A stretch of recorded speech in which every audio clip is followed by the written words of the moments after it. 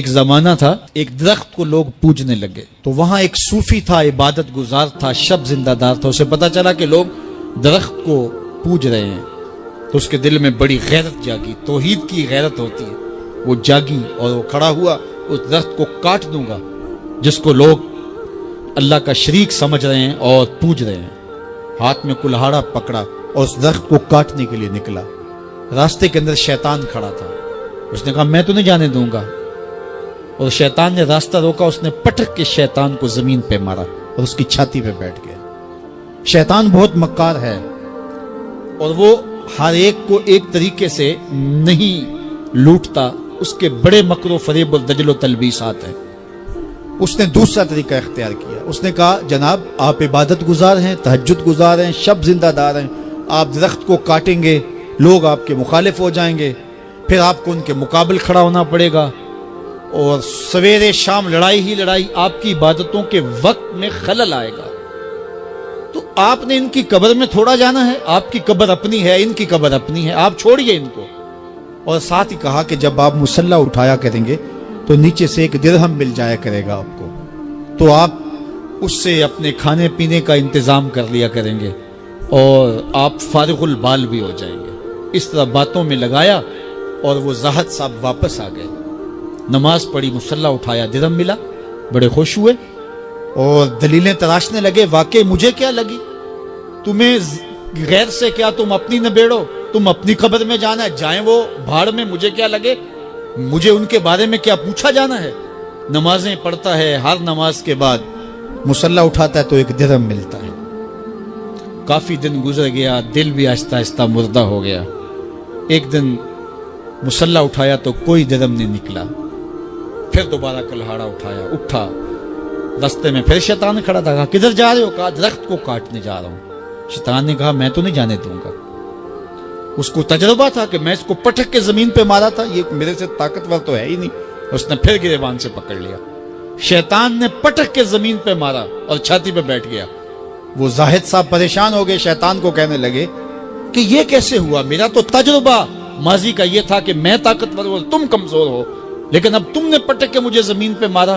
تو کہا صاحب اس دن تم اللہ کی رضا کے لیے جا رہے تھے، آج تم درہم کے لیے جا رہے ہو۔ تو جب عمل میں خلوص نہیں رہتا تو پھر عمل نہیں رہتا، عمل میں قوت نہیں رہتی، پھر سجدے بے روح ہو جاتے ہیں، نمازیں بے ذوق ہو جاتی ہیں، صفیں کج دل پریشاں، سجدے بے ذوق کہ وہ جذبے اندروں باقی نہیں۔ نماز روزہ حج زکوٰۃ سب کچھ ہے باقی مگر تو باقی نہیں۔ پھر سب کچھ چلتا رہتا ہے لیکن رسم ہوتی ہے، لا یبقى من الاسلام الا اسمہ ولا یبقى من القرآن الا رسمہ۔ پھر قرآن پڑھا جاتا ہے، رسم ہوتا ہے، قرآن دل کو پھر نہیں بدلتا، اس لیے کہ رسم ادا ہو رہی ہوتی ہے۔ جب رسم ادا ہو رہی ہو تو پھر قرآن دل کو نہیں بدلتا۔ جب قرآن کے طور پہ پڑھا جا رہا ہو پھر یہ دلوں میں رنگ اتارتا ہے اور معرفت کا نور دیتا ہے اور دلوں کے زنگ اتارتا ہے۔ 1262 سے لے کر کے 1290 تک خاقان اعظم قبلائی رہا، اس کے اندر دلچسپی پیدا ہوئی، مختلف مذاہب کی طرف رغبت پیدا ہو گئی، اس نے مختلف مذاہب کے ماننے والوں کو اپنے پاس بلایا۔ غلام مرتضیٰ میکش نے یہ تاریخ اسلام میں سارا واقعہ لکھا ہے، اور اس نے بدھ مت کے لاماؤں کو، ہندوؤں کے بڑوں کو، جوگیوں کو، پادریوں کو، سب کو بلا کے کہا مجھے اپنے اپنے مذہب کے حوالے سے کچھ بتاؤ۔ تو جو عالم دین گیا مسلمانوں کی طرف سے، اس نے جہاد کی آیتیں پڑھی جس میں کفار کو قتل کرنے کا حکم نامہ تھا۔ تو قبلائی خان نے کہا کہ تمہارا دین کافروں کو قتل کرنے کی تلقین کرتا ہے؟ اس نے کہا ہاں۔ تو کہا پھر آپ ہمیں قتل کیوں نہیں کرتے؟ تو کہا کہ ہمارے پاس طاقت نہیں ہے۔ تو اگر طاقت ہو تو کہا پھر ہم تمہیں کاٹ دیں۔ تو اس نے وہی کھڑے کھڑے حکم نامہ جاری کیا کہ ان کا دین اگر ہمیں قتل کرنے کا حکم دیتا ہے، طاقت نہ ہونے کی وجہ سے یہ رکے ہوئے ہیں، تو پھر یہ کیوں زندہ بچے؟ اس نے فوراً حکم نامہ جاری کیا جو مسلمان سامنے اس کو کاٹ دو۔ مسلمان گاجر مولی کی طرح کٹنے لگے۔ یہ کلمہ حق کہہ کے آیا تھا۔ اس دور کے صوفی بزرگ اور عالم شیخ جلال الدین علیہ رحمہ، پتہ چلا کہ یہ ایک عالم کی لغزش سے سب کچھ ہوا ہے، عالم کا پھسلنا عالم کا پھسلنا ہے۔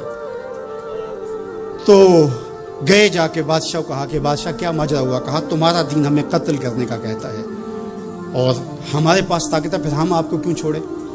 تو کہا صاحب وہ دین کی تعبیر کو سمجھتے نہیں تھے جنہوں نے آپ کو بتایا. حالت جنگ کے یہ احکام ہیں. عام دنوں کے اندر تو اسلام یہ نہیں کہتا، اور حالت جنگ کے اندر آپ بتائیے کون کسی کو چھوڑتا ہے؟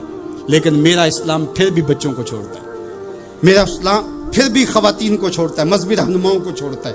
اس نے کھڑے کھڑے حکم نامہ جاری کیا کہ جو کٹ گئے ابھی تلواریں نیام میں ڈال لی جائے. تو صاحب جب تک عدل نہیں ہوگا، جب تک آپ یک سے علم را دامن عقل بائد، ایک شیر علم کے لیے 10 من عقل چاہیے. اگر آپ ترازو کے دونوں پلڑے برابر نہیں رکھ سکتے تو تمہیں تولنے کے لیے بٹھایا کس نے؟ اقبال کہتے ہیں کہ تمہیں کیا خبر کتنے سفینے ڈبو دیے، تمہیں کیا خبر کتنے سفینے ڈبو دیے، صوفیے ملا کی کم اندیشی نے کتنے گھر اجاڑے اور امت کو کہاں سے کھڑا کر دیا. میرا رب کہتا ہے وَكَذَلِكَ جَعَلْنَاكُمْ أُمَّةً وَسَطًا، ہم نے تمہیں امت وسط بنایا. ترازو کے دونوں پلڑوں کو برابر رکھنا، دونوں پلڑوں کو جھکنے نہ دینا. اللہ کے محبوب علیہ السلام نے دونوں پلڑے رکھے. المومن غر کریم، مومن سادہ مزاج ہوتا ہے، بھولا بھالا سیدھا سادہ ہوتا ہے. اللہ اکبر. اب مومن کا سیدھا سادہ ہونا یہ کہیں ایسا ہی نہ ہو کہ لوگ اس کو دعوے لگاتے رہیں. کہا فطرتاً تو ایسا ہی ہوتا ہے، اس کی طبع ہے کہ وہ اعتبار کر لیتا ہے. لیکن دوسرے مقام پہ کہا بیلنس بھی کر لو. میرے حضور نے ارشاد فرمایا لا یلدغ المؤمن من جوہر واحد مرتين، مومن ایک ہی بل سے 2 مرتبہ ڈنگ نہیں کھاتا. اگرچہ وہ چالاک نہیں ہے لیکن زیرک ضرور ہے، اگرچہ وہ مکار نہیں ہے لیکن بصیرت کا نور اللہ نے اس کے سینے میں رکھا ہے. کہا اس کی فراست قلبی سے ڈرو، وہ اللہ کے دیے ہوئے نور سے دیکھتا ہے.